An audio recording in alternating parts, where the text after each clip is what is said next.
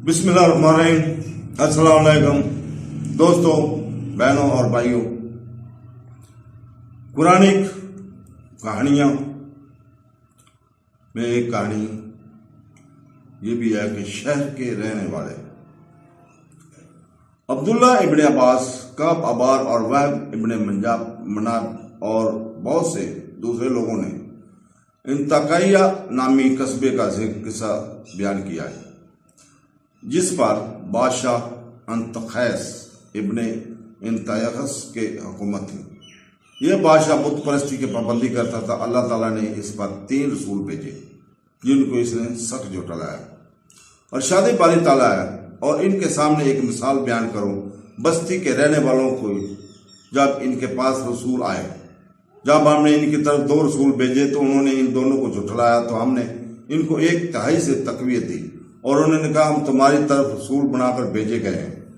انہوں نے بستی والوں نے کہا تم تو ہمارے جیسے انسان اور رحمان اللہ نے کچھ نازل نہیں کیا، تو صرف جھوٹ بولتے ہو۔ رسولوں نے کہا ہمارا رب جانتا ہے کہ ہم تمہاری طرف رسول بنا کر بھیجے گئے ہیں، اور ہماری ذمہ داری صرف صاف پہنچانا ہے۔ لوگوں نے کہا ہم تمہارے لیے ایک نوست دیکھتے ہیں، اگر تم باز نہ آئے تو ہم تمہیں ضرور سنسار کر دیں گے اور تمہیں دردناک عذاب پہنچائیں گا۔ ہماری طرف سے انہوں نے پیغمبروں نے کہا تمہارا برا شگون تمہارے ساتھ ہے، کیا آپ اسے بدشگون کہتے ہیں؟ کیونکہ آپ کو نصیحت کی جاتی ہے، بلکہ تم لوگ مسترفین ہو، ہر قسم کے کبیرہ گناہ کر کے اور اللہ کی نافرمانی کر کے حد سے گزر جانے والے۔ اور اس شہر کے سب سے دور سے ایک آدمی دوڑتا ہوا آیا، اس نے کہا اے میری قوم، رسولوں کی اطاعت کرو، ان لوگوں کی اطاعت کرو جو تم سے کوئی اجرت نہیں مانگتے اور جو راہ راست پر ہیں، اور میں کیوں نہ اس کی عبادت کروں جس نے مجھے پیدا کیا اور جس کی طرف تم لوٹانے جاؤ گے؟ کیا میں اس کے سوا اللہ کو معبود بنا لوں؟ اگر الرحمان مجھے کوئی نقصان پہنچانا چاہے، ان کی سفارش میرے لیے کچھ کام نہیں آئے گی، اور نہ ہی مجھے بچا سکتے ہیں، تو یقین میں صحیح گمراہ میں ہوں۔ بے شک میں تمہارے رب پر ایمان لایا ہوں، لہذا میری بات سنو۔ جب کفار نے اسے قتل کیا تو اس سے کہا گیا تھا کہ جنت میں داخل ہو جاؤ۔ اس نے کہا کاش میری قوم جان لیتی کہ میرے رب نے مجھے بخش دیا اور مجھے عزت والوں میں سے کر دیا، اور ہم نے اس کے بعد اس کی قوم پر آسمان سے کوئی لشکر نہیں بھیجا، نہ میں ایسا بھیجنا ضروری سمجھا۔ یہ صرف ایک سیاح تھا اور لوگ وہ سب ساکت ہے، خاموش، مردہ، تباہ۔ تو دوستو، عبداللہ ابن عباس، کعب ابار اور وہب بن مناب اور بہت سے دوسرے لوگوں نے انطاکیہ نامی قصبے کا بیان کیا ہے۔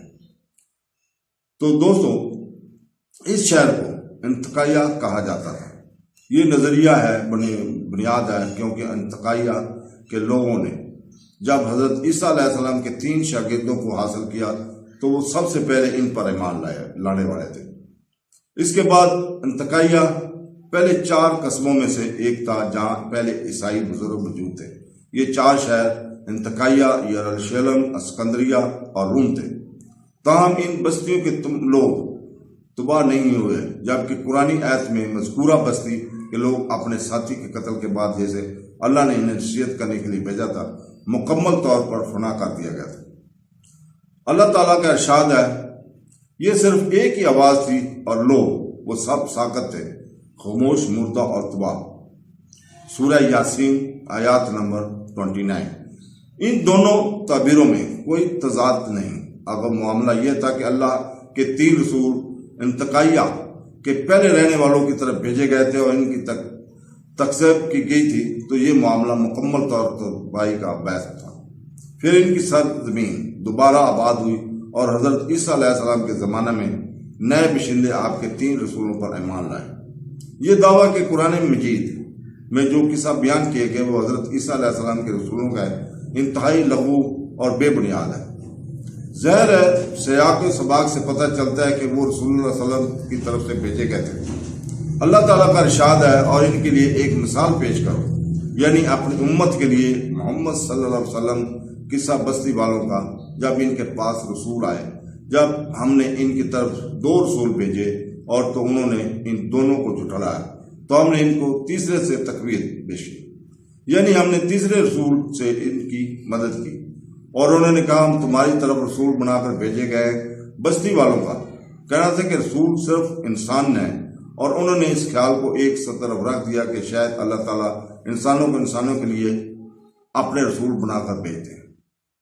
رسول نے زور دے کر کہا کہ اللہ جانتا ہے کہ وہ ان کی طرف بھیجے گئے ہیں، اور اگر وہ اس پر جھوٹ بولیں گے تو وہ ان کو سخت ترین سزا دے گا۔ انہوں نے مزید کہا ہمارا کام صرف صاف پہنچانا دینا ہے، یعنی جس چیز کے ساتھ وہ بھیجے گئے ہیں وہ یہ کہ ہدایت اور گمراہی صرف اللہ تعالیٰ کے ہاتھ میں ہے۔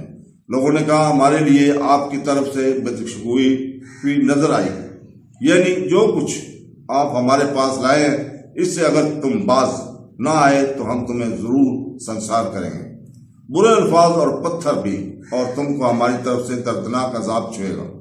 یعنی انہوں نے انہیں ذلت اور قتل کی دھمکی دی۔ انہوں نے پیغمبروں سے تمہاری بدشگونی تمہارے ساتھ، یعنی وہ تمہیں بری طرح متاثر کریں گے۔ کیا آپ اسے بدشگونی کہتے ہیں؟ کیونکہ آپ کو نصیحت کی جاتی ہے، یعنی اس لیے کہ ہم نے آپ کو ہدایت کے ساتھ یاد دلایا اور آپ کو اس کی طرف بلایا، تو آپ نے ہمیں قتل اور ذلت کی دھمکیاں دی، بلکہ تم لوگ مسلمان ہو، یعنی ہر قسم کے گناہ کر کے اور اللہ کی نافرمانی کے حد سے گزر جاتے ہو۔ اللہ تعالیٰ کا ارشاد ہے، اور ایک آدمی شہر کے دور دراز سے دوڑتا ہوا آیا کہ رسولوں کی حمایت کرے اور ان پر اپنے ایمان کا اعلان کرے۔ اس نے کہا اے میری قوم، رسولوں کی اطاعت کرو، ان لوگوں کی اطاعت کرو جو تم سے اپنے لیے کوئی اجرت نہیں مانگتے۔ تو دوستو، سوری نے عاصم الولال کے بعد ابو المجلس کے بعد ان کا یہ قول نقل کیا ہے۔ اس مومن کا نام حبیب ابن مروی تھا، جس کے بارے میں کہا جاتا ہے کہ بڑائی رسی بنانے والا یا جوتا بنانے والا تھا۔ یہ بھی کہا جاتا ہے کہ وہ ایک الگ تھلگ غار میں اپنی مذہبی رسومات ادا کرتے تھے۔ عبداللہ بن عباس رضی اللہ عنہ سے نے کہا وہ حبیب تھے بڑائی جو کوڑ کی بیماری میں مبتلا تھے۔ وہ خریتی تھا، لیکن آخر کار اپنے ہی لوگوں کے ہاتھوں مارا گیا۔ پھر اللہ تعالیٰ فرماتا ہے جنت میں داخل ہو جاؤ، یعنی جب وہ اپنی قوم کے ہاتھوں مارا گیا تو اللہ تعالیٰ نے اسے جنت میں داخل کر دیا جب اس نے وہاں کی لذتیں دیکھی۔ تو کیا میری قوم کو معلوم ہوتا کہ میرے رب نے مجھے بخش دیا ہے اور مجھے عزت والوں سے کر دیا ہے، یعنی جس چیز پر میں ایمان لایا ہوں اس پر ایمان لاؤں اور اس طرح حاصل کروں جو میں نے بھی حاصل کیا ہے۔ ابن عباس رضی اللہ تعالیٰ عنہ کہتے ہیں کہ انہوں نے اپنی زندگی میں اپنی قوم کو اس نصیحت کی اے میری قوم، رسولوں کی اطاعت کرو، اور ان کے وفات کے بعد کیا میری قوم کو معلوم ہوتا کہ میرے رب نے مجھے بخش دیا ہے اور مجھے عزت والوں میں سے کر دیا ہے۔